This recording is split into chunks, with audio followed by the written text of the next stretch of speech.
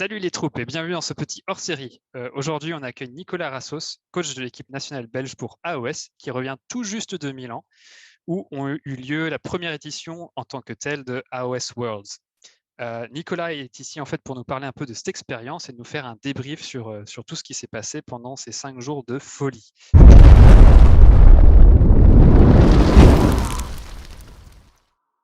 Mais avant toute chose, il y a peut-être des gens qui se demandent qui est Nico, et puis aussi on va lui demander comment il va. Moi, c'est Nicolas Rassos. Donc, en fait, je suis le coach, comme tu l'as dit, de la Belgique, en tout cas pour l'année de 2021 qui a eu lieu à Milan, donc en Italie. Et je vais très bien. C'est juste que je suis extrêmement fatigué. Ça se verra peut-être sur la vidéo parce que je suis rentré que ce matin. Mais sinon, tout va bien. Oui, et petite nouveauté, vous pouvez voir ma gueule, ce qui est fantastique. Et ça va, Nico, on voit pas trop les cernes, donc t'inquiète. Ça va alors. Alors, on va rentrer tout de suite dans le vif du sujet. Je vais te demander un petit peu de donner ton ressenti global sur l'expérience, s'il y avait des moments forts, des choses en particulier qui t'ont marqué. Mon ressenti global, franchement, par rapport à les gens, enfin les joueurs au tournoi tel quel, c'était juste génial. Le niveau était excellent. On ressent bien le fait que c'était les meilleurs joueurs de leur pays, en tout cas. Il n'y a pas eu de, comment je veux dire, allez, tout le monde était agréable avec chacun. Tout le monde était vraiment très bienveillant envers ses adversaires. On est très strict avec les règles, ça c'est vrai, mais c'est réciproque et comme je dis, c'est fait avec la meilleure sympathie possible, même si on peut penser le contraire, mais pas du tout, vraiment. C'est le fait d'être dans cette mentalité commune avec tout le monde qui fait que ça se passe extrêmement bien en fait. On n'a vraiment eu aucun souci avec personne, même si je sais que certains pensent qu'il y aurait eu des problèmes avec certains pays. Pas du tout, en fait. C'est juste que c'est vrai que les mecs, certains pays, ils sont un peu plus, quand on les voit, on a l'impression qu'ils sont un peu plus rustres. Mais en vrai, les mecs, c'est des cœurs. On discute avec eux, ils sont super sympas. Encore quand j'ai joué contre le pays de Malte, il faut savoir que moi, j'ai joué le single. Je suis tombé contre deux de leurs joueurs de Malte juste avant au single. Pendant partie, le mec, il me raconte ses histoires avec sa femme, que sa femme est joueuse derrière. Voilà, les mecs, c'était vraiment des gros nounours, il n'y avait vraiment aucun problème. À part ça, je ne vais pas mentir, j'étais un petit peu déçu sur certains points de l'organisation. Ok. Comme par exemple, l'organisation globale était très bonne, on ne va pas se mentir, mais c'est juste que un gros reproche que j'avais, c'était qu'on était complètement perdu en termes d'horaire. À chaque fois, on regardait dans le rule pack quand il fallait commencer, mais finalement, on n'avait pas de retour dessus. Les équipes rentraient et finalement, c'est quand on voyait qu'il y a plus de monde qui rentrait, c'est bon, on y va. Petite déception à ce niveau-là. Mais sinon, ouais, il y avait aussi des petits problèmes de table. Comme à chaque fois, mais ça, on ne peut pas vraiment en vouloir aux organisateurs parce que c'est vraiment très compliqué. Parce qu'à chaque fois, il fallait remettre les tables en fonction de comment elles étaient prédéfinies dans le rule pack. Mais du coup, il y avait certaines tables qui manquaient un décor parce qu'on avait choisi des tables. En fait, quand on fait les pairings, on choisit des tables pour qu'elles soient plus, comment je dire, denses ou light. Donc, dépendamment de ça, il fallait vraiment à chaque fois changer. Il fallait chercher dans les autres tables les décors qui manquaient. Mais ça, on peut vraiment pas en vouloir aux organisateurs. C'est peut-être juste un problème logistique, mais on peut pas leur reprocher. Honnêtement, on peut pas leur reprocher. C'est pas ce qui vous a gâché le week-end, quoi. Non, du tout. Le week-end était génial. Franchement, le week-end était génial. Je pense qu'on est tous ressortis avec déjà beaucoup plus d'expérience parce que voilà, pour l'équipe belge, en tout cas, c'était la première fois qu'on y allait. Donc comme je veux dire, on a eu c'est notre première fois, donc il y a eu des erreurs, que ce soit logistique surtout, ou simplement, on a prouvé ce qu'on vaut. Ça, j'y reviendrai à mon avis juste après. Euh, voilà, je sais pas si tu voulais que Ah, je ok, fasse non, plus à ce niveau-là. c'est déjà un très bon retour, merci beaucoup. Justement, on va peut-être aller après plus dans, on va dire, pourquoi on y est allé, donc c'est-à-dire essayer de gagner quand même. Est-ce que toi, tu es content du résultat que vous avez fait?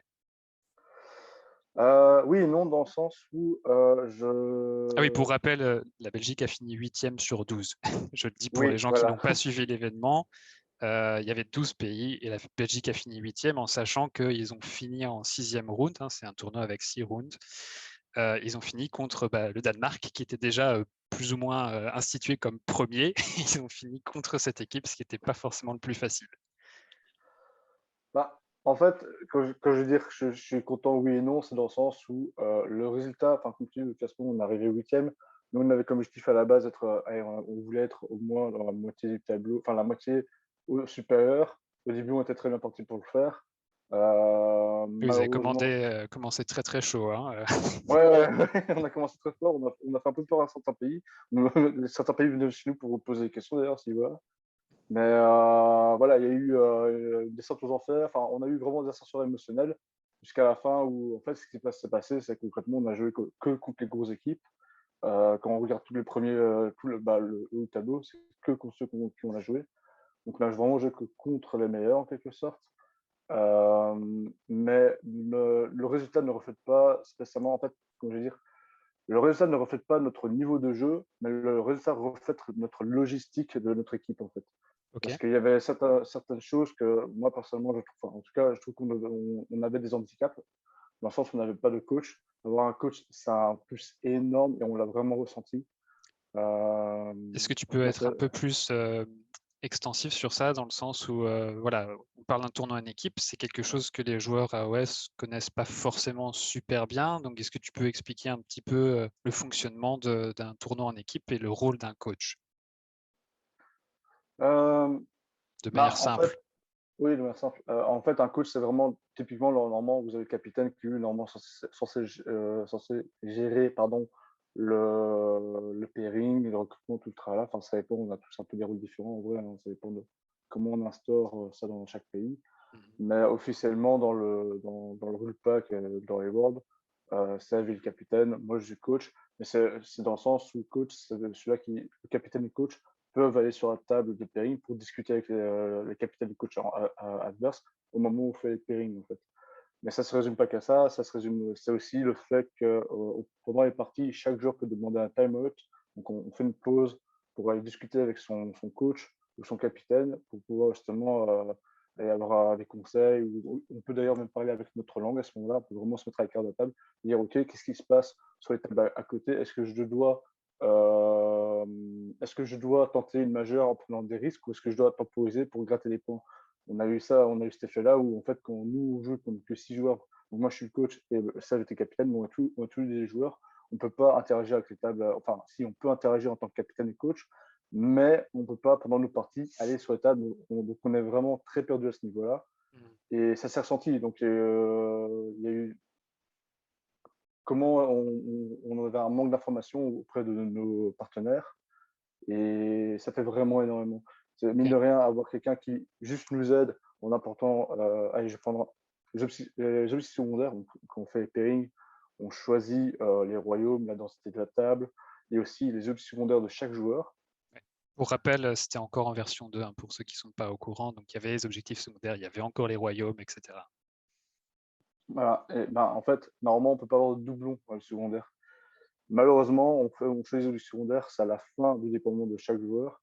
Du coup, il fallait tout le temps vérifier sur chaque table si l'adversaire ne trichait pas. Heureusement, j'ai jamais eu le cas de triche, parce que du coup, moi, je vais chaque fois vérifier sur chaque table, à chaque fois que quelqu'un finissait le déploiement. Mais ça me prenait à moi-même en tant que joueur beaucoup de temps et ça me faisait perdre ma propre concentration. À chaque fois, je devais vérifier chaque table. Oui, vous avez quoi? Je devais noter et je vérifiais s'il n'y avait pas de doublon chez chacun, en fait. Donc voilà, ça c'est vraiment un gros souci que pour moi je trouve qu'on avait, qui est un point à améliorer. Et c'est vraiment très simple à améliorer en fait, hein, Oui, quand on y c'est une réfléchit. personne de plus, en fait. C'est clairement ça. Une personne qui doit s'investir aussi, qui doit juste même, c'est bête à dire, mais apporter de l'eau, voilà. Ouais, ouais. C'est On a entendu que l'équipe de France, par exemple, eux, ils avaient vraiment une personne qui était dédiée à amener de l'eau et même parfois à déplacer l'armée d'une table à une autre, ce qui ouais, c'est ça. soulageait les joueurs. Et je peux imaginer pendant un tournoi comme ça que ça fait du bien. Oui, c'est totalement ça. Ok. Après, voilà, je vais peut-être passer à la suite. Donc, c'est justement, on a déjà un petit peu attaqué ça, mais c'est comment est-ce que vous vous êtes préparé à tout ça et particulièrement au pairing, ce qui est vraiment particulier au tournoi en équipe. Alors, en fait, les pairings, il faut savoir, les pairings, c'est, pour remettre un peu les choses pour ceux qui ne le savent pas, Oui, on a trois scénarios qui sont dédiés. Pour un round, deux rounds, trois rounds, il y a trois scénarios. Donc, environ, c'est qu'en fait, il va y avoir à chaque fois un défenseur dans le premier round, enfin deux défenseurs, le nôtre et le leur, et à chaque fois deux attaquants inversement. Et ce qui se passe, c'est qu'en fait, mais comment je veux dire, on pose un défenseur face cachée, son adversaire aussi, il va le montrer. Et à ce moment-là, chaque équipe va choisir un attaquant que le défenseur pourra choisir lequel il va prendre. En fait. oui. Donc Et il voilà, va donc, éjecter l'autre pour la prochaine fois. oui, donc si on résume, hein, c'est un défenseur de chaque côté. Chaque équipe pose deux attaquants et l'adversaire choisit l'attaquant de son choix qui va affronter son propre défenseur et les restants vont passer sur la deuxième phase de pairing. Non, le restant, c'est à partir du round 2 à 3. Parce que le Ok. round 1, ça, tu peux le garder pour après, encore plus tard, tu peux même le mettre en attaquant derrière. Ah oui, oui, pardon. Oui, pas de souci. Mais globalement, c'est ça en fait. Mais là où ça se complexifie beaucoup plus, c'est aussi qu'il y a le choix des royaumes. Donc en fait, le défenseur peut choisir la densité de la table, s'il y a beaucoup de décors ou non, et le royaume. Ça, mine de rien, ça a un fort impact sur beaucoup de match-up. D'ailleurs, on s'est même fait avoir à un moment donné là-dessus, où notre OBR, malheureusement, est tombé sur le GU. Donc le GU, c'est le décor où il n'y a pas de ligne de vue. Oui, Malheureusement, c'était capté. OBR, c'est aussi Arcbone Reaper pour les gens qui ne savent pas. Oui, désolé. Il jouait des catapultes. Ouais, il jouait des catapultes, donc ça n'a pas aidé. Donc à un moment-là, ça, c'est un moment où moi, personnellement, j'ai raté mon pairing par rapport à ce royaume-là. Ce qui s'est passé, donc, quand on a joué contre la Tchéquie, donc la Tchéquie, c'était le premier adversaire, on était prévenu un mois à l'avance, je crois même un peu plus. Donc on s'était vraiment très fortement préparé. On a fait vraiment beaucoup de tests sur différents scénarios. Et par rapport aux autres scénarios, à part le dernier, par rapport à la dernière manche, enfin, contre les pays, il y avait un scénario qui était déjà très lisse, parce que c'est un scénario aéro. Il y a beaucoup de tokens dans chaque pays. Oui. Du coup, tout le monde savait que tout le monde allait mettre un autre token dessus parce que c'est pratiquement auto-win sur ce genre de scénario. Donc là, le pairing était vraiment très lissé. Donc vraiment, ça a bien simplifié la chose pour le premier. Je trouvais que c'est une très bonne entrée en matière. Là où moi, en tant que coach, par rapport au pairing que j'ai fait, on va être honnête, hein, je me suis planté sur mon pairing lors de contre le deuxième pays, c'était contre Prague.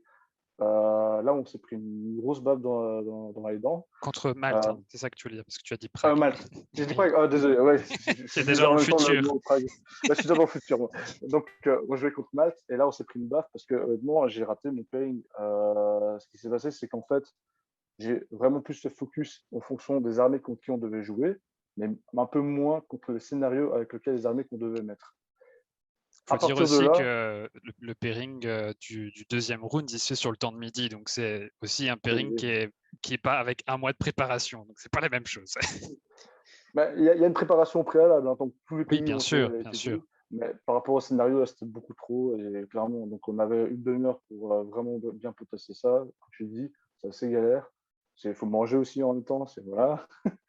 Et aussi le coach qui fait, il n'y a pas de coach, du coup, faut tout bosser en même temps, remettre les points au juge.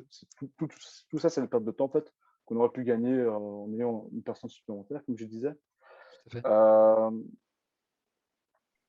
et en fait, à partir de Malte, eh ben, maintenant, à ce moment-là, j'avais bien compris comment on marchait, enfin, moi et le reste de l'équipe, comment il fallait mieux gérer les pairings. Bah, tous les autres pairings, honnêtement, on les a très bien fait. On a compris comment Ok. ça Vous étiez fonctionnait. satisfait C'est de vos vraiment, pairings par la suite, quoi. oui, clairement, clairement. Ouais, à chaque fois, je posais la question au capitaine adverse quand on avait fini le round, qu'est-ce qu'ils pensaient de chaque table, quelles étaient leurs estimations.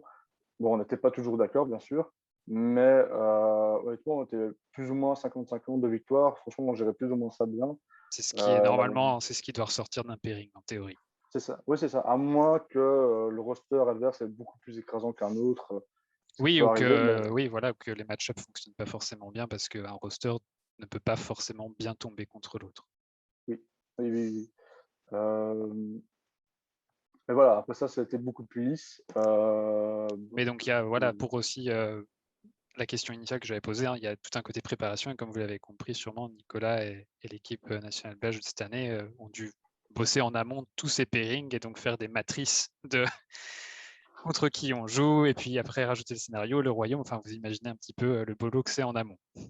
Ouais, bah, en parlant de ça justement, bah, en fait, moi par exemple, ce que j'ai demandé aux joueurs de l'équipe, c'est en gros, chacun devait faire sa matrice en fonction de tous les listes de chaque pays. Et derrière, moi, je refaisais pour chacun d'entre eux pareil en fait. Eux faisaient une fois 66 listes, moi j'ai refait 6 fois 66 listes derrière. Ce qui était extrêmement long, c'est pour ça qu'on avait un mois pour faire ça. Euh, et aussi, c'est aussi pour ça que j'aurais bien voulu avoir quelqu'un d'autre en plus pour m'aider. Parce que, pas dans le sens de pairing, parce que moi, en fait, ce que j'aurais dû faire à ce niveau-là pour améliorer la chose, c'est que j'aurais dû rester focus que sur les pairings et rien d'autre, en fait. Et pas ta partie à Euh, venir où tu te dis, ah, je suis contre ce gars et donc lui, il avait ça, et commencer à faire c'est la ça. game dans ta tête alors que tu dois encore finir le pairing. C'est ça, oui, c'est ça. Voilà. Mais voilà, il y a des choses à améliorer. De ce que j'ai ressenti, enfin, c'est vraiment l'aspect où c'est la première fois où on le découvre en quelque sorte. On a nos premières erreurs, on les a très vite rectifiées d'une certaine manière. Comme j'ai dit, à partir du deuxième round, on a compris nos erreurs. On les a améliorées très vite. On les a vraiment améliorées très vite. Et il y avait vraiment une source d'amélioration, en fait, tout simplement. Oui. Bah, en fait, ça anticipe un peu la question que j'avais après, c'est-à-dire qu'est-ce que vous avez appris de ça? Mais tu as déjà répondu, mais est-ce qu'il y a d'autres éléments que vous avez tirés de ces Worlds où vous avez dit ça, c'est quelque chose qu'on a retiré pour l'année prochaine, ou voilà, quels éléments supplémentaires vous avez s'il y en a? Mis à part le coach et le pairing, maintenant, il faut savoir que voilà, on va arriver à la V3. Ce sera très différent. Il n'y a plus les royaumes, donc ce sera moins complexe à ce niveau-là. Parce que mine de rien, les royaumes, ça a vraiment beaucoup d'impact, comme je disais. Ouais. Euh, Maintenant, qu'est-ce qu'on pourrait améliorer?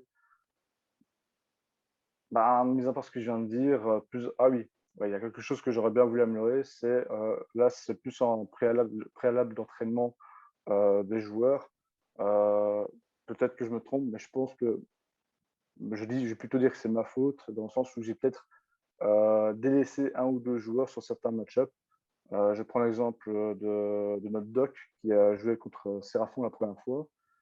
Malheureusement, en fait, c'est là où moi, je faisais les entraînements où je reprenais les listes avec SPI, on prenait les listes des autres pays pour entraîner nos joueurs à ce niveau-là. Malheureusement, on a moins de temps, c'est assez compliqué de faire tous les pays.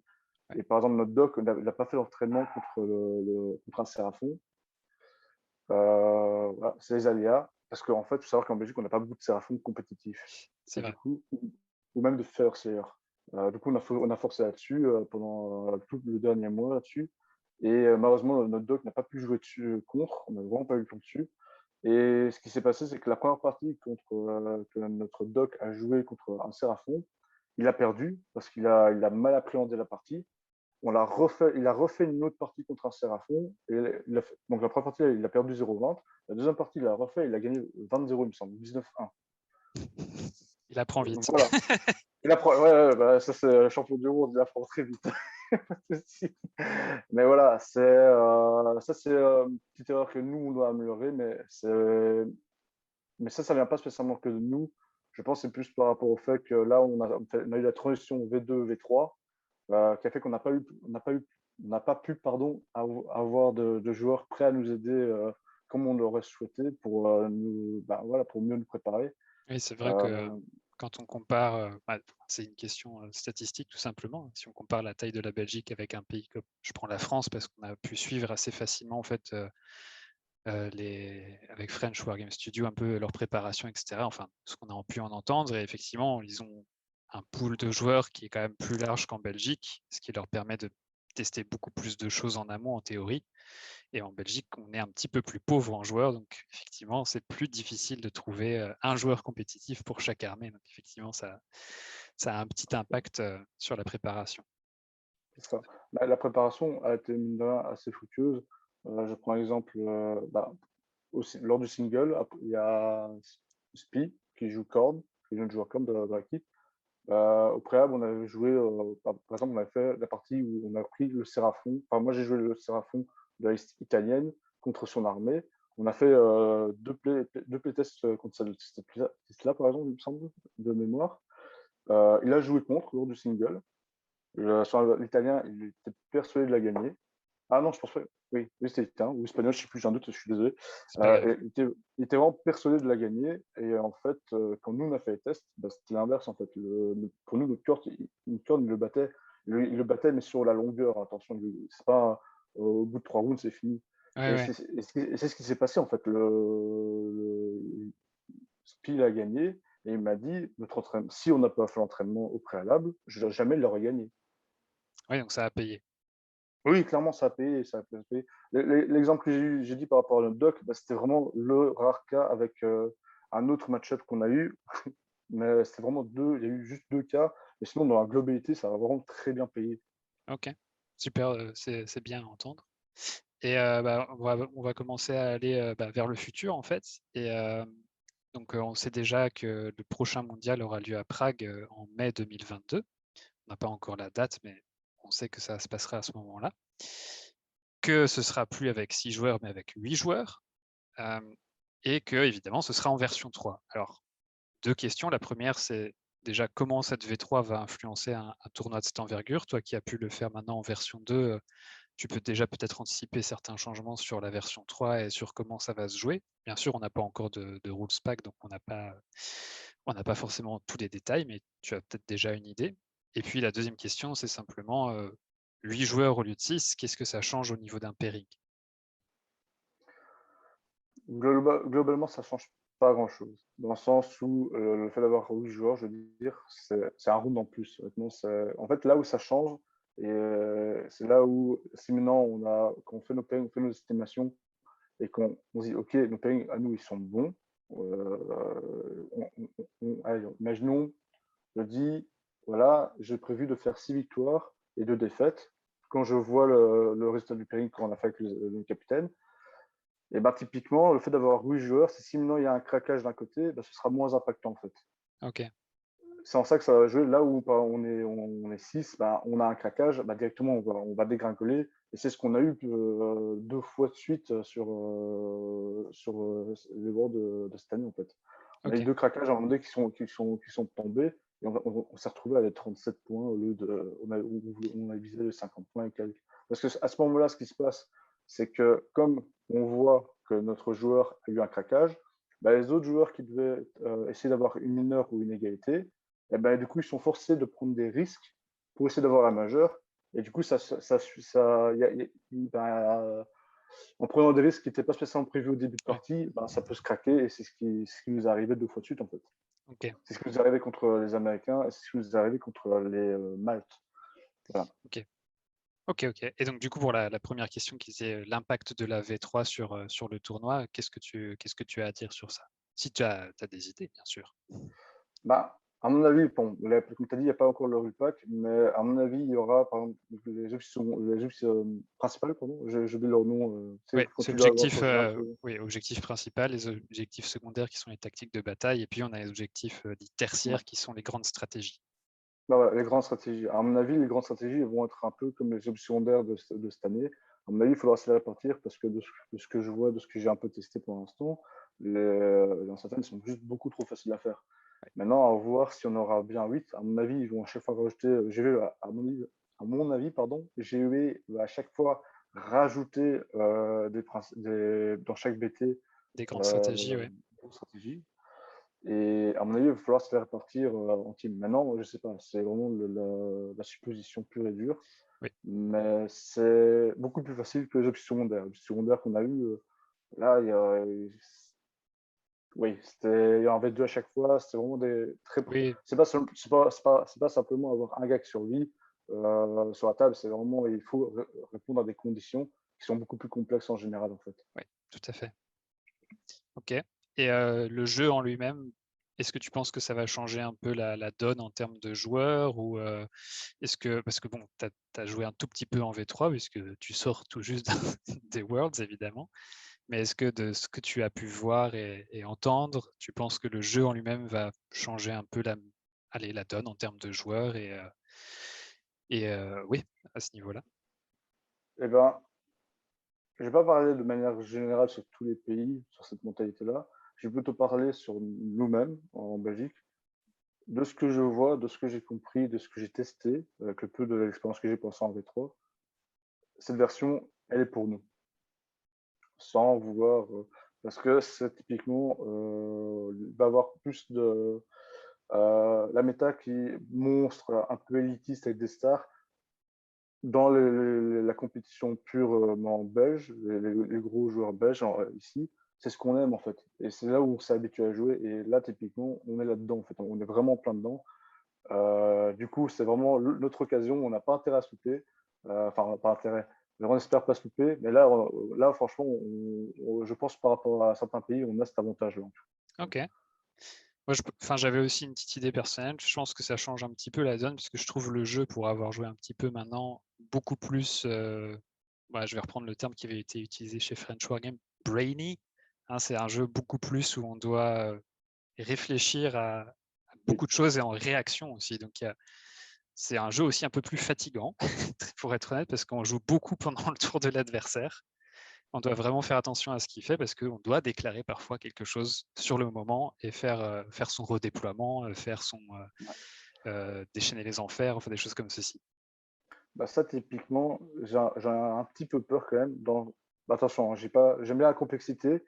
Là où je peux en avoir peur, il faudra voir comment ils vont gérer le rollback parce que là, à partir du moment où on intervient pendant le tour adverse, en disant OK, là je vais faire un redeployment ou Hellfire, je sais pas. Ouais. Comme j'ai dit, on est dans une compétition qui est très stricte en termes de règles. Si maintenant le mec, enfin votre adversaire vous dit OK, je fais un mouvement et il enchaîne directement un mouvement, tu dis attends, pour ton mouvement préalable, je vais faire un redeployment. Je ne sais pas ce qu'il en sera, mais à mon avis, votre adversaire pourra dire non, tu ne l'as pas dit avant, tu ne peux pas le faire. Oui. Ça, c'est un truc, c'est quelque chose qui peut me faire un peu peur. Maintenant, je pense, honnêtement, j'ai entendu des joueurs qui ont fait ça. J'ai pas envie de citer des noms, par exemple, Seb a eu un joueur qui lui a fait ça. Mais moi, dans toutes mes parties, personne ne m'a fait ça. J'ai eu aucun problème à ce niveau-là. Mais Oui, il ça y a va. des joueurs qui vont jouer, il y a des joueurs qui vont jouer comme ça. Hein. Oui, C'est clair voilà. et net. Donc moi, j'appréhende un peu le rollback. J'essaie d'un peu discuter avec certains des capitaines pour voir ce qu'il en est, parce que ça, c'est clairement quelque chose qui me fait peur. Mais dans la complexité du jeu, ça, par contre, moi, j'adore. Voilà. Ouais, Pouvoir pareil. interagir, c'est génial. Honnêtement, c'est génial. Pareil. Sur les quelques parties que j'ai pu faire pour le moment, moi j'adore l'interaction et puis le système de tactique de bataille par tour apporte une richesse au jeu qu'on n'avait pas avant, où c'était juste s'asseoir sur un objectif et marquer des points. Oui, oui, d'accord. Et Bah, maintenant, typiquement, c'est un peu déjà, quand on parlait par exemple par rapport à un jeu comme 40K. Bah moi, j'avais souvent tendance à un peu défendre Alcimar par rapport au double, enfin, par rapport au fait la qu'on mécanique répartit. de priorité, oui. C'est ça. Ben, il y en a, ils vont dire parce qu'ils n'ont pas l'habitude que c'est bizarre, enfin, ils aiment pas. Mais en fait, ça apporte ça complexifie, pardon, le jeu dans sa stratégie, en fait. Donc, Clairement. on va vraiment prévoir ce genre de mouvement. Et maintenant, on va encore beaucoup plus complexe par rapport aux interactions. Et là, vraiment, le jeu devient complexe, mais sans être dur. Oui, oui, tout à C'est fait. En fait, je pense que et c'est ce que je voulais dire dans ma question initialement. C'était un peu là où j'essayais d'aller, entre guillemets. C'est qu'effectivement, ça va démarquer, je pense que ça va beaucoup démarquer les joueurs qui ont des compétences et pas forcément l'armée qui est pétée du moment. c'est ça. Oui, c'est ça. C'est ça. Ça, maintenant, on ne sait pas. Hein, peut-être qu'il va y avoir, au fur et à mesure, le jeu va sortir. On n'est qu'au début de la version. Bien sûr. Peut-être que le jeu va casser le jeu. On n'en sait rien. On ne sait strictement rien. Mais dans l'immédiat, pour ce début de version, comme tu as dit, ben, tu peux te permettre de sortir aussi Vanette. Tu peux te permettre de sortir du Best of Chaos. Voilà, typiquement. Et carrément, là, maintenant, on a vraiment la période où on peut se faire kiffer. Maintenant, d'ici là, par rapport au World, je ne sais pas si dans 5 mois, 7 mois, ce sera le cas, en fait. Tout à fait, on ne sait pas. Mais c'est vrai qu'effectivement, à l'heure actuelle, quand on voit les résultats de tournois actuels au niveau mondial, on voit des trucs qu'on ne voyait jamais, quoi. Enfin, il y a sur des tournois de 2 Sylvanette. jours des Sylvanettes qui font premier 2 fois, Ouais. avec des listes. Pour être honnête, moi qui joue Sylvanette, en voyant les listes, je me dis, mais pardon, elle sort d'où cette liste? Ou Bill Souza, que vous avez vu, hein, le capitaine de l'équipe américaine, qui a gagné un tournoi avant d'arriver en V3. Donc, tranquille, avec une Ouais, liste ouais, flash, avec une liste flash hitter courte avec un méga gargant à l'intérieur. ouais, ouais, ouais, le guide préféré.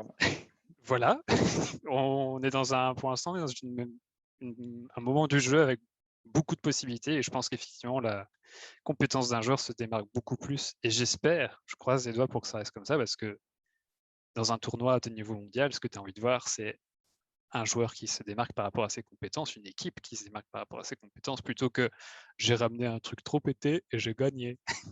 C'est ça. Après, voilà, il faut bien prendre conscience que ce sera réciproque de chaque pays. Dans chaque pays, on fera plus ou moins pareil. Nous, on aime bien jouer avec un truc un peu, comme certains ont dit, nous, c'est un peu ovni. Ça me Oui, fait un peu rire. Voilà. Bah, typiquement, oui, nous, on va se faire plaisir. Clairement, on va se faire plaisir. top. Je ne sais pas si tu as un dernier mot pour la fin, on va en finir pour le moment. Bah, par rapport aux Worlds qui vont arriver, comme j'ai dit, toutes les lacunes qu'on a eues parce que c'est la première fois, on va les améliorer, il n'y a que ça à faire. Et à mon avis, on va faire un bien meilleur score, bien meilleur classement, plutôt des classements, que ce qu'on a fait. Parce que honnêtement, on est très content de notre performance. Il y a C'était de pas quoi, hein. l'objectif. Ouais, mais honnêtement, on a joué que contre des gros joueurs et nos parties étaient vraiment intéressantes. Moi, j'aime pas être filmé dans mes parties, ça me déconcentre. Mais honnêtement, il y a certaines parties où j'ai envie de montrer même ma partie au monde en disant waouh, vous avez vu ça? Un bon joueur! Enfin, je veux dire, je veux dire pas qu'un seul, ils sont partout en fait. Ouais, Et ouais, c'est ça qui est génial. oui, parce que c'est vrai que comme on l'a déjà dit, la scène belge est petite et on connaît très rapidement tous les bons joueurs en Belgique et bah, ça fait du bien, j'imagine, de voir d'autres têtes et Oui, de voir un peu de nouveauté, aussi des styles un peu différents, des gens qui jouent différemment. Donc ça va être pas mal. Moi, j'ai un dernier mot parce que Nicolas, étant très humble, il ne le mentionnera pas lui-même. Mais sachez que Nicolas a quand même fait sur le tournoi en équipe. Bon, je vais déjà dire tournoi solo, il a fini 6e, ce qui est quand même très honorable sur 80 joueurs. Donc félicitations à lui. Et puis, merci. sur le tournoi en équipe, monsieur a quand même fait 6 victoires et il remporte aussi le nombre maximum de points en tant que joueur individuel sur l'ensemble du tournoi équipe. Donc, c'est quand même monsieur meilleur joueur au niveau équipe. Donc, bravo à toi pour ça parce que c'est quand même une très belle performance. Avec Merci. une liste OVNI, mais qui est une liste qu'on va quand même voir, je pense, un petit peu plus souvent parce qu'on Oui, commence oui, oui. on Bah, commence déjà à l'avoir tourné un petit peu. Ceux qui ne savent pas, Nicolas jouait Legion of the First Prince, donc la Légion de Be'lakor, qui a beaucoup de, moi j'aime bien appeler ça anti-jeu, mais c'est des mécaniques de contrôle en fait, hein, où on va embêter son adversaire et l'empêcher de faire ces petits trucs et de tourner en rond, ce qui est très très fort. bah, Si c'est je le bien vois joué. déjà. Bah, non, je le vois déjà et ça me fait plaisir parce que en fait le fait et c'est là où moi je suis très content, c'est mon dernier mot par rapport à la vidéo, si tu veux bien. Oui, bien sûr. Euh, le fait que nous maintenant on ait participé, nous les Belges, enfin au Worlds, comme je dis, je t'ai expliqué plusieurs fois, ça fait 3 ans qu'on prépare ces ETC #World.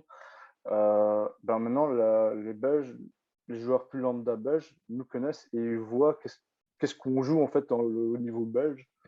Et maintenant, il y a des appréhensions. Je vois sur le groupe Facebook, je vois des mecs qui n'ont jamais joué des vraies listes optimisées en quelque sorte, qui maintenant te sortent ma liste en quelque sorte, ou d'autres. Et honnêtement, ça fait, d'une certaine manière, ça fait plaisir. Il y a un échange en direct avec d'autres personnes et du coup, là, j'espère très honnêtement que via cela, la communauté belge, dans sa communauté de joueurs, va rehausser son niveau de jeu en fait. Il y a un bon espoir de ce niveau-là. C'est vrai que le côté Worlds a donné une bonne visibilité à pas mal de choses. Par-dessus ça, je peux déjà le dire maintenant, il y a un projet national au niveau de la Belgique qui est en cours de fermentation et qui va très très probablement voir le jour. Les premières dates devraient bientôt tomber. Euh, Votre humble serviteur est un petit peu derrière ça aussi, c'est pour ça qu'il le sait. Mais on est très fiers de ce qui arrive. Pour l'instant, j'en dis pas plus pour vous laisser un peu la surprise, mais il y a du gros qui arrive et je pense que ça va faire du bien à la communauté belge en effet et que on verra de plus en plus aussi nos amis français et peut-être les Allemands aussi qui viendront un peu plus régulièrement chez nous pour tester contre les Belges aussi un petit peu, voir ce qu'ils valent. Bon, même si on en connaît un très bien aussi, qui était dans l'équipe française, qui vient régulièrement et qui se moque de nous parce qu'il est encore bien, bien classé sur le classement T3 aussi. Je ne le Non, mais nomme pas, t'inquiète. mais c'est le champion du monde actuel de AOS Worlds en individuel. Donc, si vous avez suivi, vous savez de qui je parle. Voilà, ben, merci beaucoup Nicolas. C'était un plaisir d'échanger avec toi sur les Worlds. Très content de donner un peu de visibilité à cet événement et puis aussi au fait que y a une équipe belge, il y a des gens qui jouent compétitif en Belgique pour Age of Sigmar. C'est un jeu qui se développe très très très vite et très très fort, je pense en ce moment, et qui a une très belle communauté. Merci à toi surtout. Non, Merci à avec toi grand pour plaisir. la communication, l'interview en question. Franchement, génial. Avec plaisir. Et puis on retrouvera très probablement Nico sur la chaîne prochainement pour justement des petites analyses probablement Ah, sur ah oui? Bellacore et compagnie. Je Oui, suis oui, pas au courant. regarde ton agenda, tu verras. Allez, merci beaucoup et à la prochaine les gars. Salut. Au revoir.